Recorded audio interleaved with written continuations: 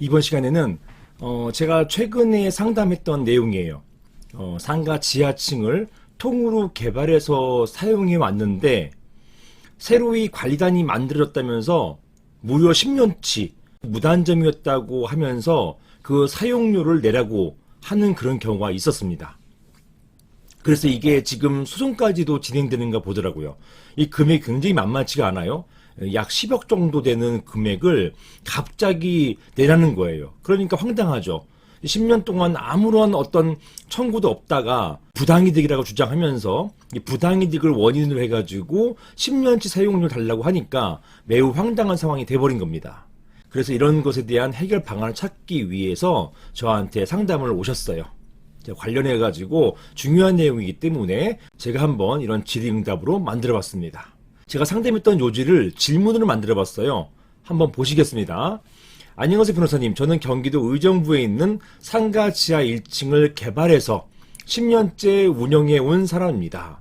상가 1층은 약 20개 점포로 되어 있는데 이 구분 점포들이에요. 이 점포들이 분양은 되었지만 입주 초기에 임차인들이 들어오지 않고 공실이 많았습니다. 그래서 지하 1층 구분 수자들이 제가 운영하는 회사, 이 회사에 상인 유치 및 운영을 위탁하였고 매달 임대료를 얼마씩 지급하면 되는 것으로 했습니다. 그래서 구분 수자들과 제 회사가 임대차 계약을 체결해서 지하 1층 공간을 사용해 왔습니다. 자, 이런 구조 생소한 게 아니에요. 굉장히 오래전부터 많이 해왔던 구조입니다. 이게 지하 1층 공간 사용한다는 게 뭐냐면 일단은 구분 소유자들로부터 통으로 임대를 받아요. 즉 임대차 계약을 체결합니다. 그런 상태에서 이 회사가 전체 사용하는 지하 1층 전체 사용하는 회사가 다시 전대를 놓습니다. 이 전대예요. 입점 상인들 마치 입점 상인들을 모아가지고 전대를 놓고 이 전대 수익 중에 일부를 임대료로 지급하는 거예요. 만약에 전체 구분 소유자들과 매월 1,000만 원씩 주기로 했다. 이 1,000만 원을 구분 소유자 20명이 나눠 갖는 거죠. 이렇게 1,000만 원씩만 주고 이 회사가 전대를 놔서 1,000만 원을 벌든 2,000만 원을 벌든 상관하지 않겠다는 거예요. 그래서 이런 경우가 굉장히 많고 동대문 시장 같은 경우는 이런 경우가 대부분입니다.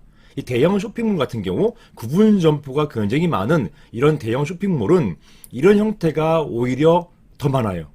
훨씬 많습니다. 이런 것들이 옛날에는 임대 분양 이런 식으로 불린 거죠. 구분 수자는 상인을 유치할 능력이 사실 없잖아요. 그러다 보니까 상인 유치의 어떤 전문적인 어떤 노하우를 가진 그런 회사가 구분 소유자들과 임대차 계약을 체결하고 그런 상태에서 상인들을 유치하면서 상인들로부터 수익을 얻는 겁니다. 이 상인들과의 계약은 결국 전대차 계약이 되는 것이죠. 자, 이런 상황에서 이때 공간 내 점포들을 재배치하는 과정에서 이 점포들을요, 원래 있던 점포를 활용하지 않고 여기에 지하 1층을 전부 다 터서요, 이 칸막이를 전부 다 터서 새롭게 리모델링 할 수가 있습니다. 점포를 더 만들 수도 있고 아니면 점포를 더 멋지게 만들 수도 있고 두세 개 점포를 터가지고 통으로 전대 놓을 수도 있고 이렇게 운영을 할 수 있게 되는 그런 것인데요. 그 과정에서 문제가 생겼어요.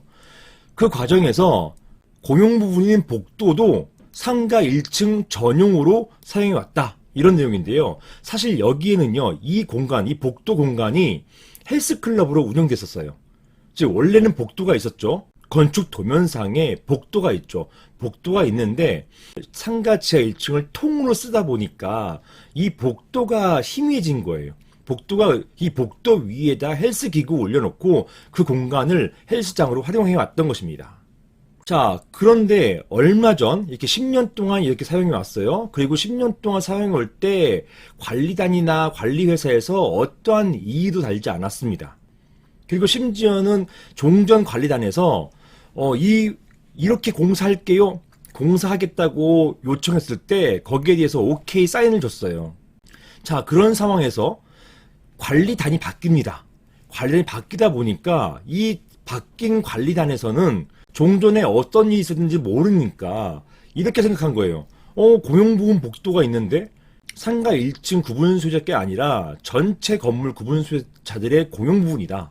같이 쓰는 건데 왜 상가 1층만 독점적 사용하느냐? 이렇게 독점적으로 사용해 온 것은 이것은 부당한 이득을 취한 것이다. 이렇게 보고요. 그 상가 1층 운영 주체에다가 공문을 날립니다. 공문을 보내서 지난 10년간 공용 부분인 복도 부분을 무단으로 사용했기 때문에 그 10년치 사용료를 달라 이렇게 주장했습니다. 이 금액이 10년이다 보니까 만만치가 않아요. 복도도 적지 않은 면적이었는데 사실은 그 면적을 사용한 것은 맞죠. 그 면적을 사용한 건 맞지만 이것을 지금까지 문제 삼고 있지 않다가 갑자기 사용해 달라고 하니까 이제 이게 문제가 된 거예요. 그러니까 이제 이게 말이 되냐?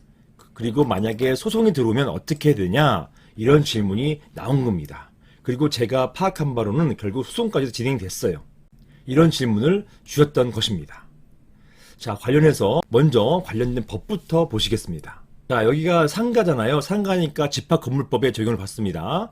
상가 건물 구분 소유화된 상가이기 때문에 집합건물법에 따르는 것이고 제16조에 보면은 고용부분 관리하는 사항, 지금 사항 같은 경우는 지하 1층의 복도 이게 고용부분이에요. 이런 고용부분에 대한 관리, 이 관리에 관한 사항은 통상 집행결의로 결정한다. 이렇게 되어 있고요. 이게 왜 문제가 되냐 하면 관리단이 공문 보내가지고 사용수익 내놔라. 만약에 안 내놓을 경우에는 소송을 제기하겠다.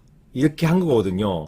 관리단이 소송을 제기하려면요. 보시는 것처럼 이게 고용부분 관리에 관한 사항이기 때문에 이게 보존행위 아니에요. 보존행위를 보지 않습니다.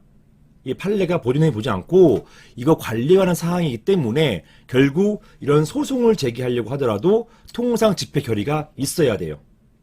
따라서 사항 같은 경우 설사 소송 제기했다 하더라도 이런 통상 집행 결의가 없었다고 한다면 그 경우에는 기각돼 버립니다. 자, 어찌되었든 이런 관리단이 10년치 내놔라, 뭐 거길 치워라 등등 하려면 이건 관리에 관한 사항이기 때문에 통상 집행 결의로 결정한다. 이렇게 해야 합니다. 이게 최근 판례의 태도예요. 자, 그리고 사항 같은 경우는요. 사용료 하면은 보통 뭐 월 사용료 이런 것들은 소멸시효가 3년밖에 안 되거든요. 즉 3년치 것만 내면 되는데 이게 만약에 부당이득이다라고 하면은요. 이 부당이득은 10년치예요. 소급해서 10년치를 물릴 수가 있고요. 사항 같은 경우 10년치 물리겠다라고 하는 것은 부당이득 청구 주장하겠다는 것이에요.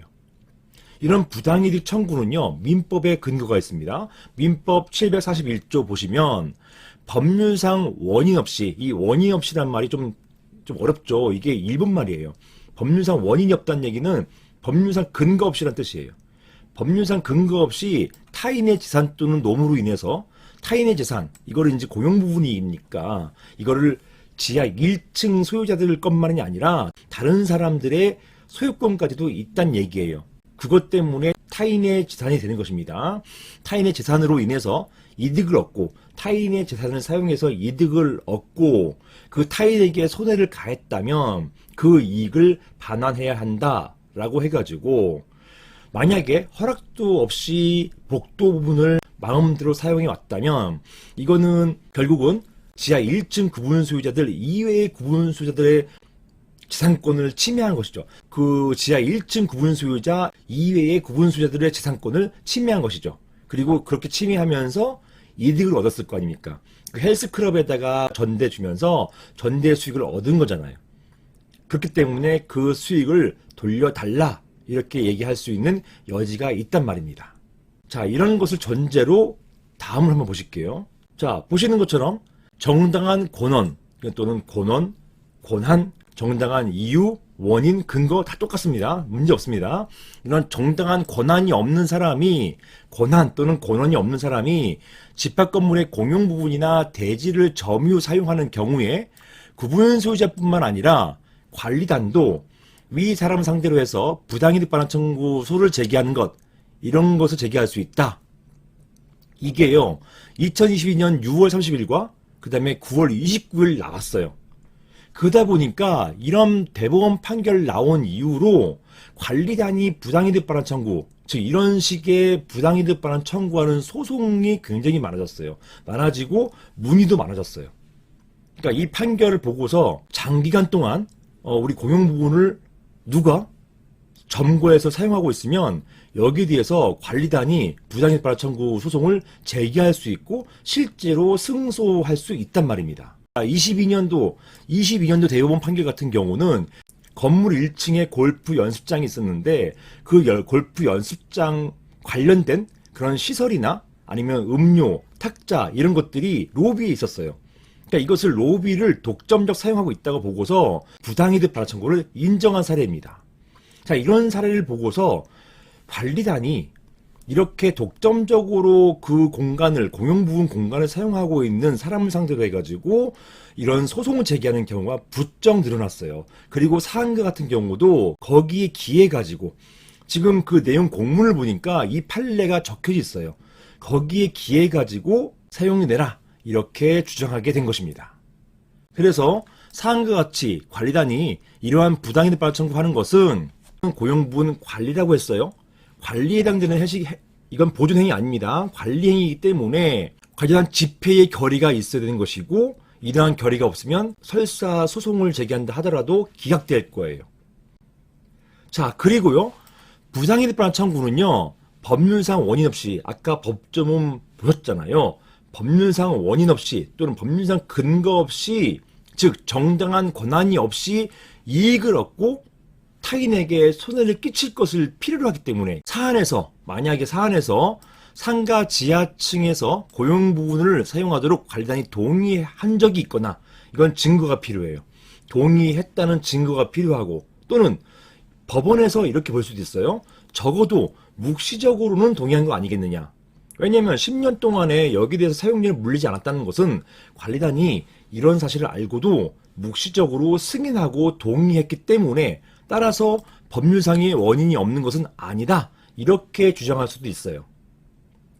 그래서 명시적으로 동의한 사실이 있거나 또는 적어도 묵시적으로라도 동의했다는 사실이 있다면 이걸 입증해야겠죠. 주장하고 입증한다면 그 경우에는 무단점유가 아니죠. 법률상 원인이 없는 경우가 아니잖아요. 법률상 원인이 없는 경우가 바로 무단점유거든요. 무단점유가 아니기 때문에 따라서 결국 부당이득이 성립되지 않습니다. 민법 제741조의 요건에 부합하지 않아요. 요건 탈락이에요. 자, 그래서 부당이득 성립하지 않고 결국 관리단의 청구는 기각될 수 있을 것입니다.